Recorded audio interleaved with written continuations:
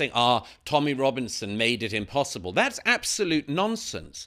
If you have a courageous media, if you have just independent-minded people, if you have councillors who know how to do their darn job and policemen who are not, as the reports and commissions found out, incredibly scared of being accused of institutional racism, which of course has been hanging over the police force for some 40 years now, 30 years certainly.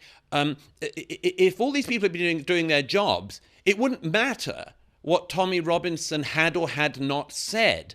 All of this is a deflection. It's always this way. Let's leap at one of the people who has responded to this and say they did it wrong, and then we can keep on not addressing the question. And I think this is a uniquely British vice. In the aftermath of the Southport riots, you had a lot of people arrested and even jailed for saying offensive stuff online. And then you put that against a scandal like the grooming, the raping scandal that we're talking about. Where there is a sort of suppression of the truth for a long time, or certainly a stifling of it. Mm-hmm. Yes. A lot of people think that means we are living in a country where free speech doesn't really exist. And for a long time, just saying that was enough to make you seem strangely, absurdly right-wing. But there is a grain of truth in that point. I think there's more than a grain of truth in it. But I'd add one caveat, which is that I think I don't often, as it were, confess my privilege, but let me do it for a moment. There are some of us in the British media and a very small number of people in the British political class who have spoken about this issue and related issues for many, many years, indeed decades now. And I'm not saying that is the easiest thing. It's always easier to write the latest piece about what is going on in the mind of Rachel Reeves today or something. I'm not saying it's the easiest story to cover because, of course, you get all the accusations anyway, but it doesn't matter to me. I don't think that caring about backlash or anything is remotely of interest, and journalists shouldn't do it. But I would say that some of us have got a voice, and I feel, at any rate, rather privileged to have that voice and try to use it. But a lot of people don't. A lot of people in the UK do not have columns in The Spectator or the ability to get books published and much more. And the question I've asked for many years now is, what are you allowed to say and what are you allowed to do and how are you allowed to express yourself if you don't have the platform that some of us have worked to get? Because it's not just luck, obviously, but you work for it. But I mean, still, there's some privilege in getting that position. But what are you allowed to do if your daughter has been raped by a Muslim gang in one of these towns, and, for instance, you go to the local authorities and the local authorities tell you that it's your 13-year-old daughter's fault? And I go one other step further on this, something that's come up in the last couple of days as this has got to this extraordinary attention finally. I wrote many years ago when the Oxfordshire grooming gang, rape gang case, actually some of those people did come to trial. I wrote about that one of the heads of the council in Oxfordshire, whose remit, among other things, was the care of children in that constituency. It turned out that the local care authorities had failed on multiple occasions. On one occasion, there was a girl that was meant to be in their care. She had been drugged and groomed and gang raped by a group of Muslim men in Oxford repeatedly. And one night, she managed to escape in a cab and got back to her care home that was overseen by the local council. And when she got there, she couldn't pay for the fare. And the people at the care home who had a duty of care over her didn't pay the fare. The girl's rapists came back and found her and took her away again and did it again. Now, the council head who was in charge of the welfare of girls in that area, many years later, when one of these trials was finished, gave a video, which I actually wrote about at the time. This is more than 10 years ago now. I wrote about it at the time on Spectator blogs. And she gave a video where she said, and I'm going to have to do an impression because it was so disgusting. She said, "I'd like to make an apology for the breakdown of social services that have been exposed in elements of this trial.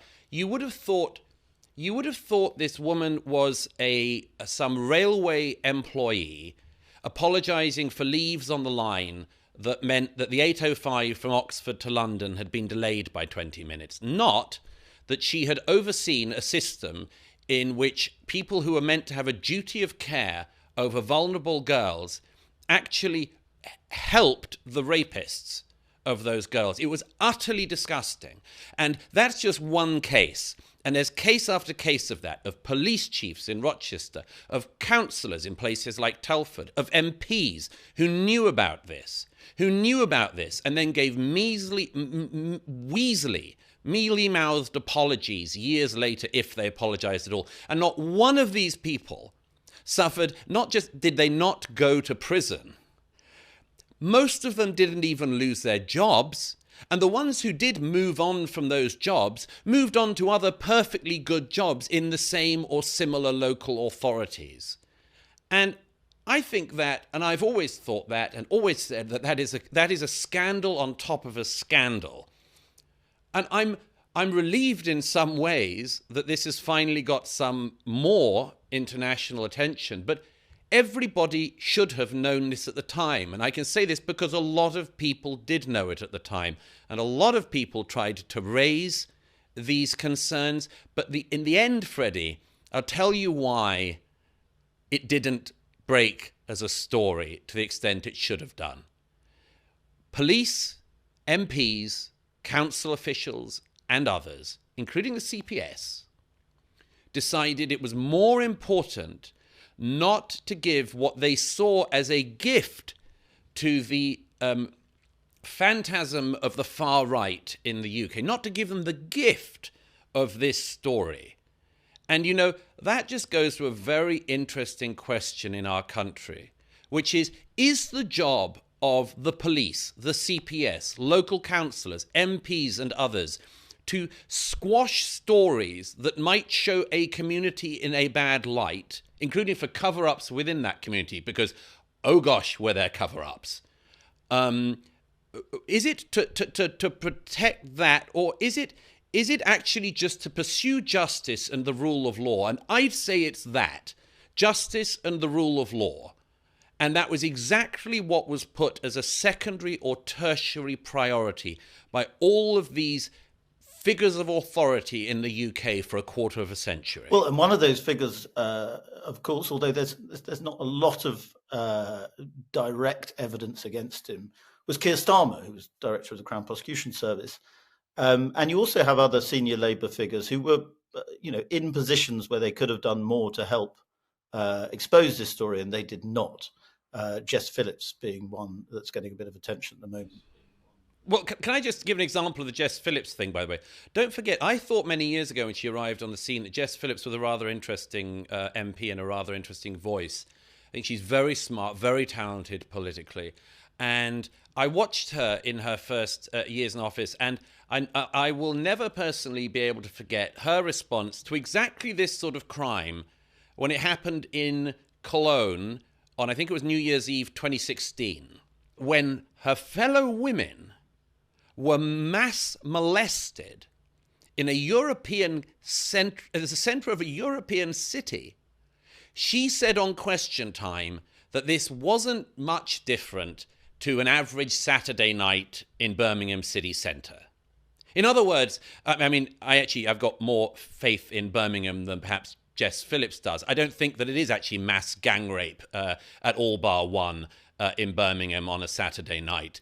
But what she and others like her, so-called feminists, were doing was minimizing mass molestation on that occasion of grown-up women as well as underage girls, minimizing that, again, in the name of community tensions, and as a secondary thing on that occasion, smearing her own constituents. And that whole thing has been the prevailing issue of the era on this. And Jess Phillips and all these others all fell into it too. They didn't have the courage of their predecessors like the great Anne Cryer. They didn't have the courage to identify things when they happened and to tell the truth. They didn't. They put all of this community cohesion stuff ahead of it, and they were cowards. And they were cowards. Let's get back to that deflection point, because that ties into the cowardice, I think. And as you put it at the beginning, there's this tendency in Britain to always focus on a secondary or tertiary point. And I think we're already doing that now with the story is going to be, do we want the Trumpy American right to run Britain? When really the Trumpy American right are just expressing horror at this story. Why is it? Why is it that the Brits, that we British people, have this tendency? Is it that our old sense of politesse has been transferred onto the sort of multicultural dogma that we all live with now? What is it exactly? It's lots of things. It's partly the result of a systematic attempt to degrade and demoralize the native population of Britain. It's been going on for generations. As I say, I've written whole books about it. You open any week's newspapers today and you'll see the Labour government wants to teach more about Britain's awful past, because obviously what we need in Britain is for people who were born here and people coming here to be told that this is a ghastly, awful, racist country. By the way, always rather interesting that so many people want to come here if we are such a ghastly, awful, racist country, but let's park that for the moment. It's always this attempt to degrade this country, to demoralize its people, to tell us we don't have anything much to be proud of, apart from queuing, and fair play, and also diversity, because obviously for 1,000 years, the whole thing that has created this extraordinarily impressive and important culture in Britain is just diversity. It was just we didn't have any native culture ourselves, of course. We had to become diverse in order to become anything like a reasonable or decent country. These are all the memes that every day's news is filled with. And, I'm utterly opposed to that, as you know, and some viewers who don't know me may have guessed. I'm utterly opposed to that. I think it's disgraceful. I think that people have a right to have some pride in their culture. I think that of all people, and I think it of the British people as well. I think we have the right to be proud of our country. I think we have the right not to be told to shut up. But there has been, it's true, there is an innate decency in, I think, the British people. One of the reasons why we have welcomed in so many people, with some success, some serious not success as well, but is because we are actually welcoming and decent and tolerant and much more. You wouldn't know it from the way we're misrepresented. But yes, we are those things.